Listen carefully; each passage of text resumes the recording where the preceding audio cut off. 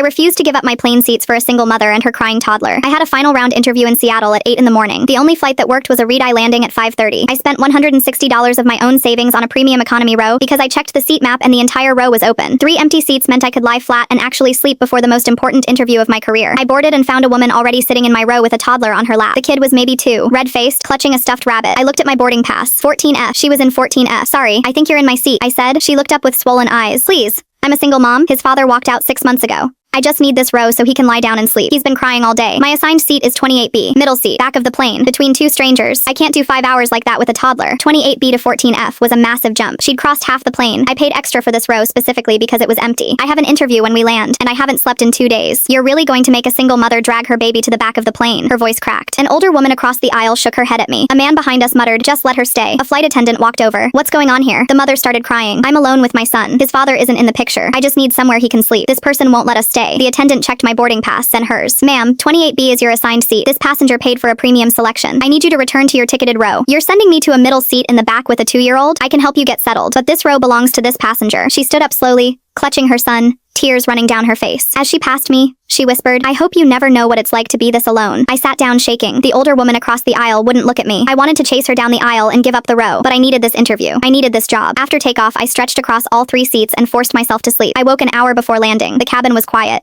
I glanced toward the back. The toddler was sleeping peacefully in his mother's arms. She'd managed fine. The guilt loosened slightly. Then a woman in a blazer walked from the front cabin and stopped at row 28. The quiet plane carried every word. Didn't work, the mother said. Seriously? It always works. Did you do the full thing? Full tears. Some guy paid for the row though, the blazer woman sighed. That's so annoying. I already switched into your business class seat. We can't undo it now without a scene. Did you use the single mom bit? Of course. Even threw in the part about Nico's dad leaving. The blazer woman laughed softly. Girl, Nico's dad literally dropped you off at the terminal 2 hours ago. I sat completely still. I know, the mother said, but it usually gets the whole row. Remember Denver? That woman practically ran out of her own seat. The move is finding empty premium rows and booking the cheapest seat on the plane. Free upgrade every single time. The flight attendant from earlier was collecting cups 2 rows ahead of them. She'd stopped moving. Ma'am, the attendant said, turning around slowly. Did I hear that correctly? You told me you were a single mother traveling alone. The mother's face went white. And you? The attendant looked at the blazer woman. You're sitting in a business class seat right now? We swapped. She didn't want it. She told me she had no one traveling with her. You purchased business class. She purchased economy. That is your seat, not hers. And you used a fabricated story to attempt to take this passenger's paid premium row. The blazer woman's confidence collapsed. It's not that serious. Misrepresenting your travel circumstances to manipulate seating is absolutely that serious. I'm filing an incident report with both your names. The mother buried her face in her son's hair. The blazer woman stared at the headrest in front of her. Neither of them spoke again. We landed. I walked off the plane without looking back. I made my interview with 2 hours to spare. Well rested, sharp. They offered me the position before I left the building. First real salary, benefits. A reason to stop counting every dollar I spend. That $160 row was the best investment I ever made.